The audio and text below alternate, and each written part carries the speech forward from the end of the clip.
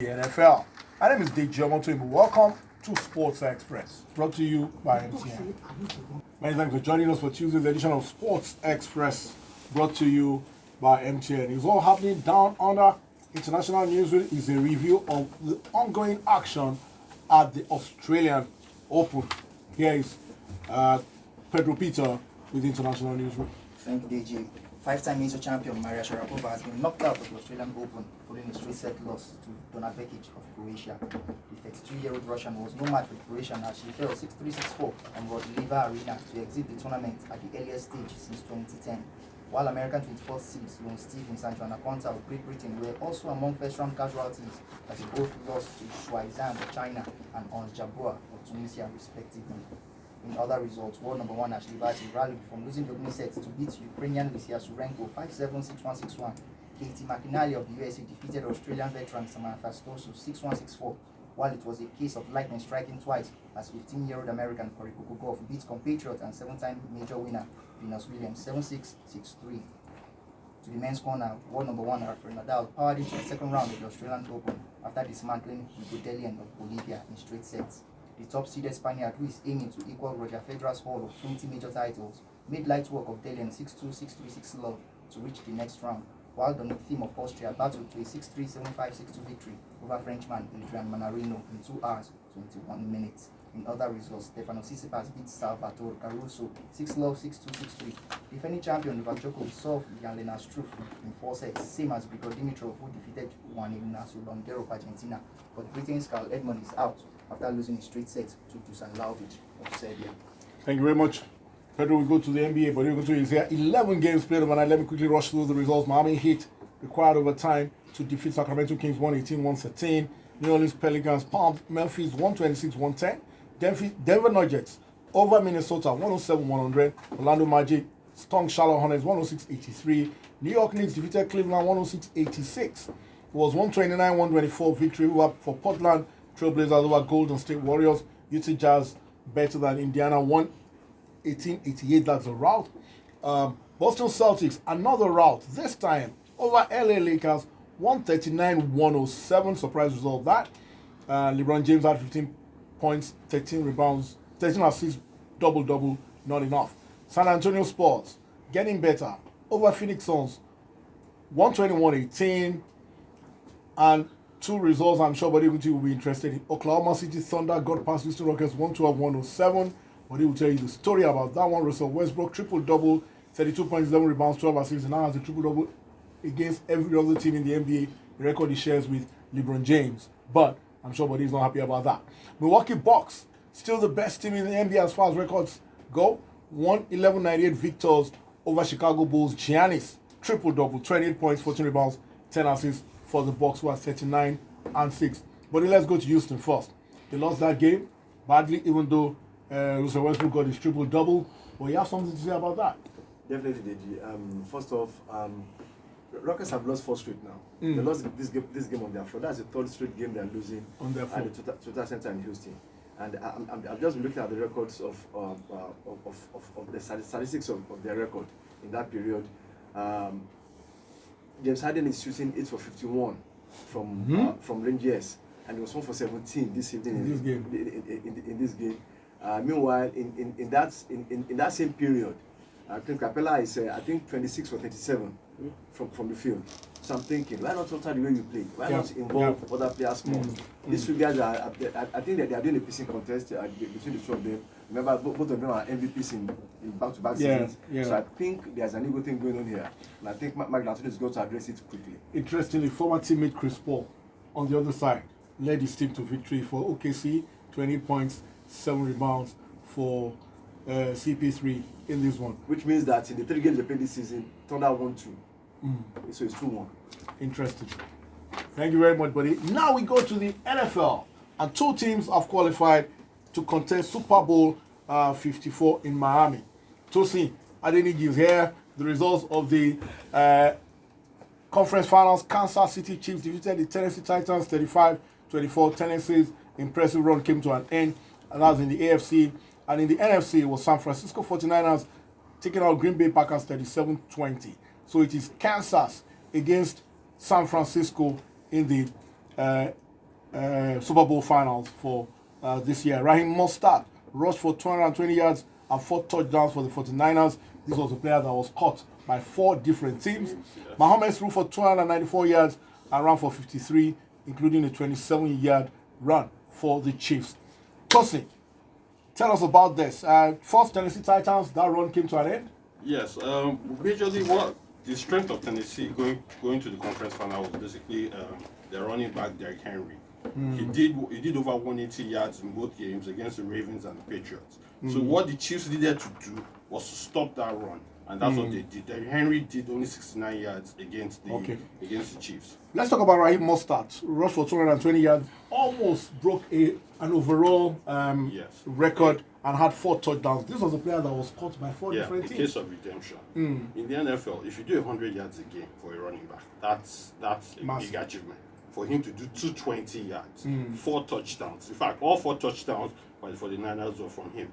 In fact, if the game was so good in the sense that the quarterback only threw 8 passes the whole game. Wow. On the average, an NFL quarterback will throw 20, 25. But when you have a running game, when you have a good running game. Okay, quickly, before we run out of time, let's talk about these 2 teams now. Chiefs against the 49ers. What should we expect? It's the dream Super Bowl. One of the best offenses against one of the best defense. The 49ers pass rush is very good. You have the Bosa, you have Eric Armstead going after your quarterback. And then in secondary, you have the veteran Richard Sherman. So anything could happen. But I expect Mahomes to actually do very well against that kind of defense. And normally, Mahomes will do a 30-point Super Bowl. Last year's Super Bowl was just 13-3. So we expect both teams to do about 20, 30 points. I'll put you on the line. We'll come back and do a proper preview ahead of the Super Bowl. Well, who's your tip? At the end of the season, I told you it was the Chiefs. Yeah, you said I still maintain the Chiefs. Okay, we wait and see. Thank you very much, Tosin Adeniji of the NFL. We return after the break with the Nigerian sports scene. Welcome back to the Nigerian sports scene on Sports Express, brought to you by MTN. Update: the Nigerian under-19 cricket team lost their first game at the under-19 World Cup to Australia by 10 wickets. That's as an aside as a result from that. We'll tell you more about it when we have it. So Nigerian sports scene, 2 MPFL games played.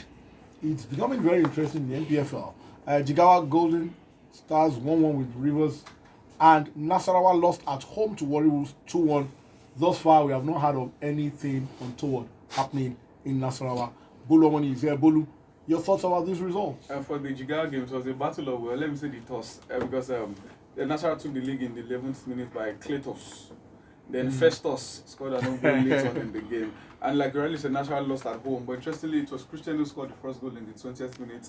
Lawal scored the penalty for the home side in the second half. Then very, very late on in the game in added time. That's why I'm surprised. Usually it's home teams that score in added time here, but the away team scored a goal in added time. That's good to see. Well, I doubt Nasarawa fans or Nasarawa themselves will have anything. Remember, earlier on in the season, they were the first culprits of any kind of violence. They were sanctioned, even though we didn't hear, like, we've been complaining. We only hear you give sanctions. We don't know when they pay or anything, but I doubt they want to get into the Okay, quickly. Afro Basket qualifiers, the Tigers are involved.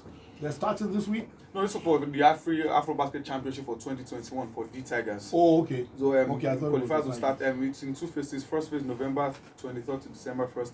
Then the second phase February 15th to 23rd. We'll be in Group D playing against Mali, Rwanda, and Algeria. But as expected, the Tigers are expected to go. I think the top 3 teams will make the tournament. So I don't think anything other than qualification will be enough for the Tigers. Okay, we know that the Tigers are still preparing for their Olympic qualifiers. We wish them luck. Thank you very much, Bolu. We return with the World Soccer Report after this.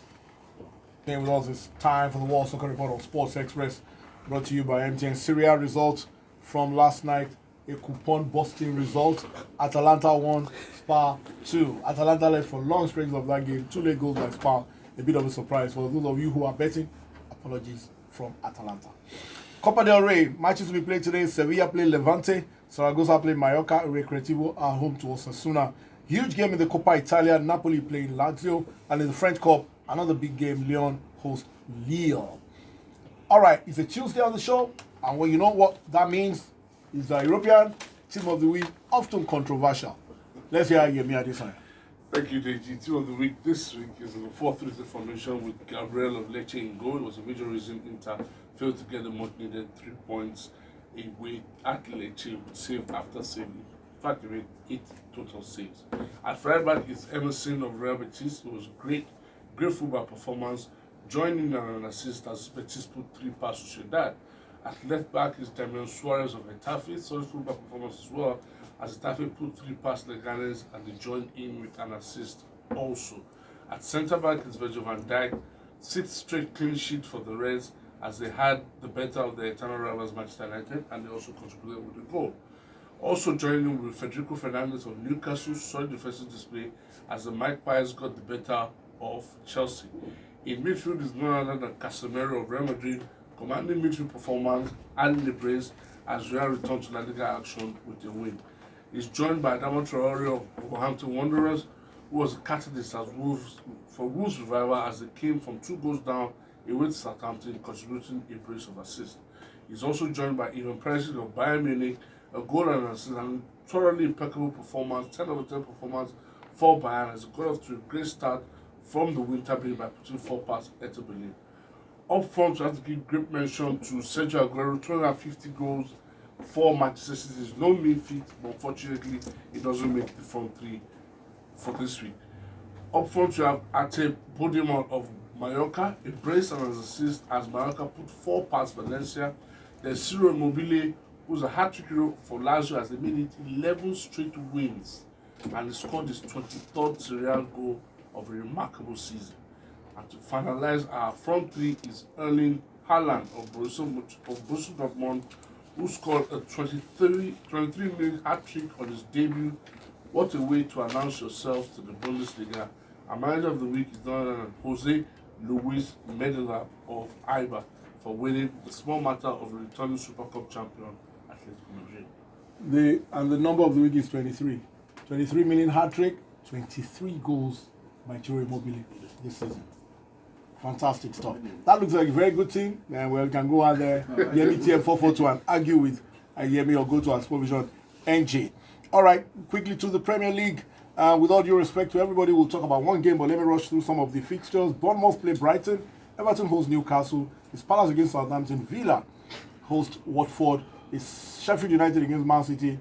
And just about 3 weeks ago, they played at the Emirates. Now it's the turn of the bridge. Chelsea host Arsenal. It was Chelsea winning that game around Christmas was, yeah? Chelsea came from behind to win that game 2-1. So, Yemi, what do we expect tonight at the bridge? I think I expect another Chelsea win, even though Chelsea have struggled at home. I think in the last 5 home games, they won only 2. Now, why do I say Chelsea, potential Chelsea win? Arsenal have only 2 wins away from home this season. I think that's a terrible, terrible record. 1 win in their last 7, and of that 7... But you know what they say, when it comes to derbies, form goes out the window. Goes out the window, but then I'm looking at both sides. Okay. Who has the most settled side? I think Chelsea have the most settled side, because I think Arteta is still trying to balance up things. Players are still trying to show what they can do to get their place in the team. Overall, I think Chelsea look like the more settled side. Like I said, they look like the team that can go on and get a result. So I think I'll be tipping Chelsea to win this. It's unlikely because Arsenal had back-to-back draws, and the fact that when they go ahead, they can't see it. They can't seem to see it through. Okay, should be an interesting game. Always interesting when the 2 London teams go head-to-head. All right, thank you very much, Emi. Before we go, birthday shout-out to a very good friend of the house, a huge fan of the show, and a personal aburu of mine, Tinola Akinola. Well, you might not recognize him, but when I say strongest, I know a lot of people who I'm talking about. Happy birthday, bro. Have a fantastic day, Tinola Akinola, a.k.a. strongest. Best of the rest, we go to a funny story in football. It's Turkish 2nd Division goalkeeper was sent off after serving 2 penalties in a size-day clash against Egen Velemen last weekend. Esin Adin was booked before finally being sent off for coming out of his line. But you know what? Teammate actually stepped up and saved the 3rd penalty as his team won by 2-0. Thanks for your time. My name is Dick Jomoto Igbo. Good morning.